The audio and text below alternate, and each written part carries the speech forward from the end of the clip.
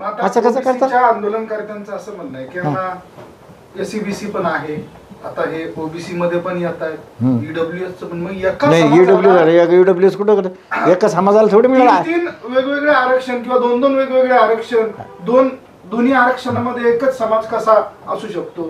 त्याच्यामुळं या मी काय म्हणतो, आमच्यातले अज्ञानी त्याच्यापेक्षा ते अज्ञानी, ते कमी अज्ञानी आणि आमचे 10 पट अज्ञानी.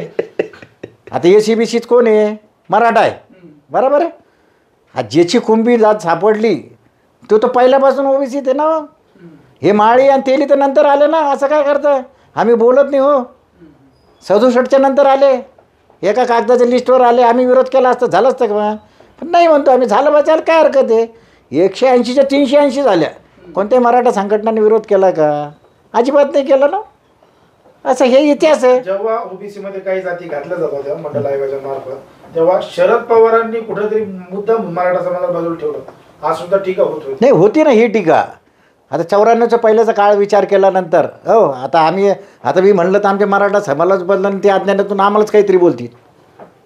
मंडल आयोग स्वीकारल्यानंतर तिथून सांगितलं देशातून 27% राज्यात आरक्षण वापरा म्हणून त्या माणसाने केलं ते. आणि त्यात काय मराठे नव्हते का? कुंभी म्हणून तर त्यात मराठे होतेच ना. आता समजा मराठ्याची व्याख्या म्हणून धरू, त्यावेळेस द्यायला पाहिजे. त्यावेळेस एवढं तीव्र आंदोलन होतं का? विचार करा ना. आणि त्या माणसाने दुसरं काही केलेलं असेल ते समाजानं आम्ही कसं विचारणार? देशाचा ज्या मिलिटरीत ते महिला लागू राहिल्या आहे, त्या बाबाची दूरदृष्टी आहे ना. त्या बाबा संरक्षण मंत्री नसतात तर झालं असतं, या मुली दिसल्या असत्या का तुमच्या संरक्षण खात्यात? असं असतं ते. आज एवढं आंदोलन आहे, मुंबईत घुसलं म्हणूनच शासनाने GR दिला ना. त्यावेळेस 94ला कोण कुठं घुसलं होतं? मग एवढं सगळं शरद पवारांमुळे झालं तरी सुद्धा शरद पवारांवर कुठलीही टीका होताना दिसत. अहो, हे ओबीसी आले, मला सांगा ना आता, विरोध मराठ्याचं नुकसान करून समजा त्याला वाढवून दिलं ओबीसीला आरक्षण, ते ओबीसी आले तरी मानतात का पवार साहेबाला? विचार करा. आम्ही शिवाय देतो आमच्यातले काही समजा अज्ञानाने, त्याच वेळेस द्याल, पण ते दिलं कुणाला? ओबीसीला दिलं. आणि ते त्याच्या आजच मोर्चा काढला त्या विखेने बारामतीतून. हे अज्ञानी म्हणून यांच्या पाठीमागं समाज नाही आहे.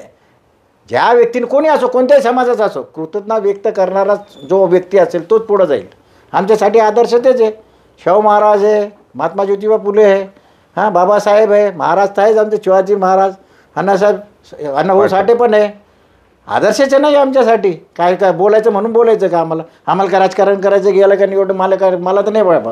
हे पहिल्यापासून आम्हाला सगळं आलं. ते मनोजला काही नाही, त्याच्या पहिल्यापासून आम्हाला प्रस्तावही आले होते तरी नाही म्हटलं. आम्ही आनंदी जाऊ. तुम्हाला म्हटलो ना, जिवंत आम्ही विषय घेतला ना. आम्ही जिवंतपणे मनोज दादाच्या माध्यमातून कुंभीजात प्रमाणपत्र आज मिळू राहिले. आनंदी आहोत, सुखी आहोत, समाधानी आहोत. नाही, हे मोठे पण लागतं. आता म्हणजे मनोज दादाच्या अगोदरपासून यांचं समजा लढ्यामध्ये काम आहे, पण मनोज दादाने सगळ्या टप्प्यात कार्यक्रम आणला, सरकार झुकवलं. कमी कालावधीमध्ये म्हणजे कमी बॉलमध्ये जास्त रन काढण्याचा रेकॉर्ड दादानी केला.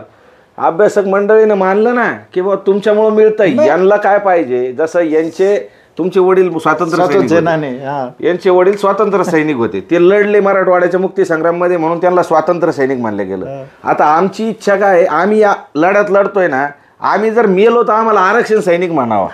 बरोबर आहे की नाही? ही आमची भावना मी वेळोवेळी ते पहिल्यापासून सांगतोय.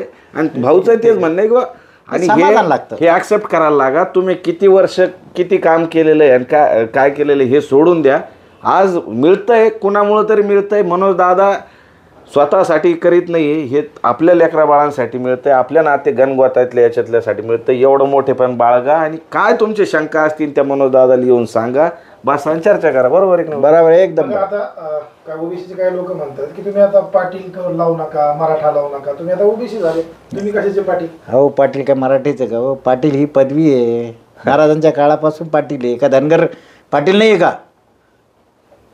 सगळ्या जातीत पाटील आहे. पाटील ही पदवी आहे, ती सन्मानाची आहे. त्याच्यात लोकसंख्या जास्त आहे म्हणून आम्ही पाटील म्हणतो. आम्ही चव्हाण बी असताना पाटील म्हणतो, यात काय वाईट आहे?